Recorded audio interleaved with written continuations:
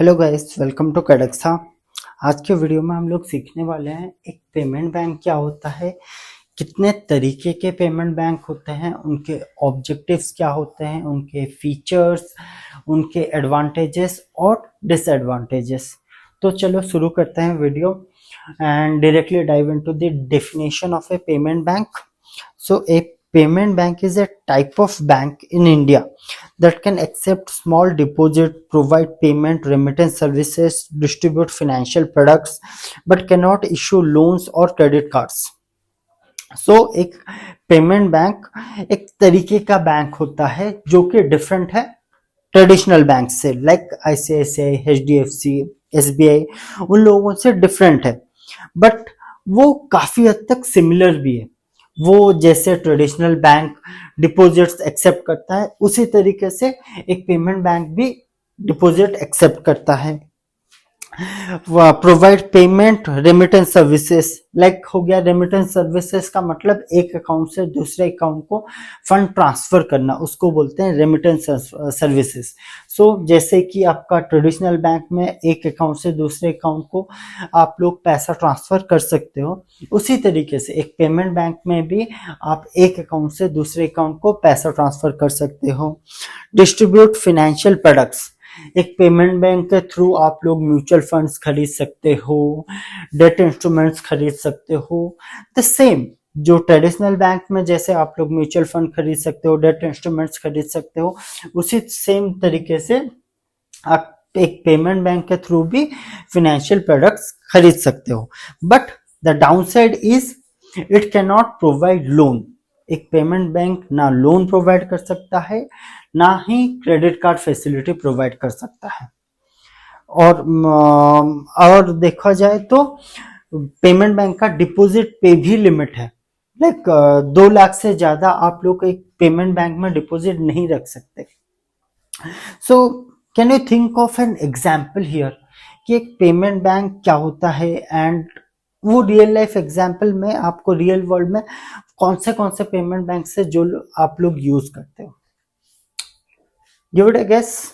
Yes, phone पे हो जाए, पेटीएम हो जाए, एयरटेल मनी हो जाए, ये सब क्या है, एक पेमेंट बैंक ही तो है जहां से आप पैसा ट्रांसफर कर सकते हो, वॉलेट में पैसा सेव कर सकते हो। ये सब एक तरीके के पेमेंट बैंक्स हैं। तो चलो आगे बढ़ते हैं और उसके फीचर समझते हैं। Deposit limit, they can accept deposits up to 2 lakhs per customer as per RBI latest guidelines. जैसे हम लोगों ने बात किया, एक पेमेंट बैंक में 2 लाख से ज्यादा आप लोग डिपॉजिट नहीं कर सकते। No lending, they can not give loans और क्रेडिट कार्ड्स। इस पे भी हम लोगों ने बात कर चुके हैं कि एक पेमेंट बैंक ना आपको लोन दे सकता है, ना क्रेडिट कार्ड फैसिलिटी दे सकता है। इंटरेस्ट ऑन डिपॉजिट्स, लाइक मान लो ट्रेडिशनल बैंक 5% का इंटरेस्ट आपको सेविंग अकाउंट पे देता है, तो पेमेंट बैंक भी वही 5% का इंटरेस्ट आपको आपके पेमेंट बैंक अकाउंट में भी देगा। It will be the same. Digital focus, हम लोग जानते हैं पेमेंट बैंक्स लाइक फोन पे हो जाए, गूगल पे हो जाए या फिर पेटीएम हो जाए, उसके सर्विसेज आप मोस्टली कहाँ से लेते हो? Through mobile apps, right? They are mostly focused on digital platforms. Basically आप फंड ट्रांसफर फ्रॉम मोबाइल कर सकते हो, आप पैसे या म्यूचुअल फंड खरीदना है आप मोबाइल के थ्रू खरीद सकते हो, इलेक्ट्रिसिटी बिल पे करना है आप मोबाइल के थ्रू कर सकते हो, मोबाइल रिचार्ज करना है आप फोन से ही कर सकते हो। They are mainly focused on digital platforms. Payment services, they allow fund transfer, UPI payment, bill payment and remittances. जैसे फंड ट्रांसफर करना है, ये करना है, आप पेमेंट बैंक के थ्रू कर सकते हो। फाइनेंशियल इंक्लूजन, पेमेंट बैंक का इजाद इसलिए हुआ था क्योंकि जो अनबैंक्ड या फिर अंडर बैंक पॉपुलेशन है in India, to bring them into the financial या फिर बैंकिंग सिस्टम। इसके लिए हमको अपना बैंकिंग सिस्टम को थोड़ा इजी करना था, ताकि लोगों का काम भी ना अफेक्ट हो। जैसे मान लो आप हॉस्टल में रहते हो, आप कहीं बाहर जाके पढ़ाई कर रहे हो, तो आपके पापा हो जाए, मम्मी हो जाए, उनको अपना काम छोड़ के आके बैंक में लाइन लगना पड़ता था सो दैट वो आपको पैसा भेज पाए। तो इससे काम इफेक्ट हो रहा है, राइट? या फिर उनको स्ट्रगल करना पड़ रहा है। इसी स्ट्रगल को कम करने के लिए पेमेंट बैंक का इजाद हुआ था। सो बाकी आगे चलते हैं और उसके ऑब्जेक्टिव्स को समझते हैं। To bring the unbanked population into the financial system, जैसे कि हम लोगों ने बात किया। To provide safe saving option for small depositors.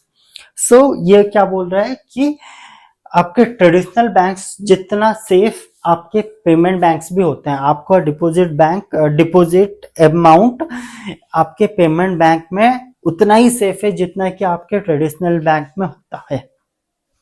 सो आगे, to enable digital transaction remittance at lower cost. So basically fund transfer को एट लो कॉस्ट करने के लिए पेमेंट बैंक भी रिस्पॉन्सिबल है। To support the government push towards cashless economy and Jan Dhan Yojana. So after introduction of UPI क्या हुआ है, हम लोग पहले के जमाने में ऐसा आप लोग नहीं देखते होंगे कि आप मोबाइल के थ्रू कहीं पे जाके पेमेंट कर रहे हो। ऑब्वियसली आपको पहले जाके एटीएम से पैसा निकाल के वो पैसा को कैरी करके कुछ सामान खरीद के वहां पे पैसा देना पड़ता था, पर आजकल के जमाने में वैसा नहीं होता। आजकल आप सिंपली जाओ, कुछ सामान खरीदो, अपना फोन निकालो, स्कैन करो, पैसा भेज दो, काम खत्म। सो ये बहुत हेल्पफुल हुआ है to Indian economy to move towards cashless transactions. So बाकी उसके एडवांटेजेस जानते हैं। Easy access to banking in rural and remote areas. So पहले क्या हुआ करता था कि बैंकिंग हर एक गांव में तो अवेलेबल नहीं हो सकता ना, हर एक बैंक हर एक गांव में अवेलेबल नहीं हो सकता। So basically may be bank is available in the near by town, या फिर कोई एक बड़ा गांव है वहां पे बैंक अवेलेबल है, वहां पे जाना पड़ता था। पर after introduction of payment banks आप अपने मोबाइल के थ्रू ही सारे ट्रांजेक्शन्स कर सकते हो। Safe place for small saving. So इस पे भी हम लोगों ने बात किया। Quick fund transfer and mobile payments help in reducing dependence on cash. और बाकी limitation, can not provide loan और क्रेडिट कार्ड्स। सो जैसे कि हम लोगों ने बात किया, एक पेमेंट बैंक ना लोन दे सकता है ना क्रेडिट कार्ड दे सकता है। Limited deposit acceptance. So basically एक पेमेंट बैंक में आप 2 लाख से ज़्यादा डिपॉजिट नहीं कर सकते। And may not be suitable for large businesses or individuals with big financial needs. So basically आप लोग एक दिन में कितने का ट्रांजेक्शन कर सकते हो? मान लो 2000, 3000, 5000, 10,000।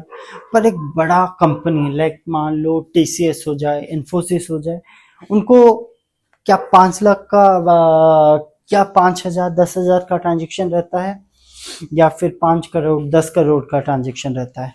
ऑब्वियसली लाइक 5 करोड़ 10 करोड़ का रहता है, राइट? या फिर उससे ज्यादा रहता है।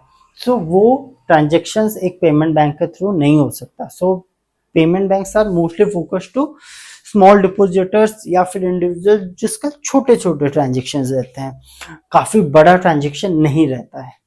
So this was it for this video. So if you like this video, do like, share and subscribe.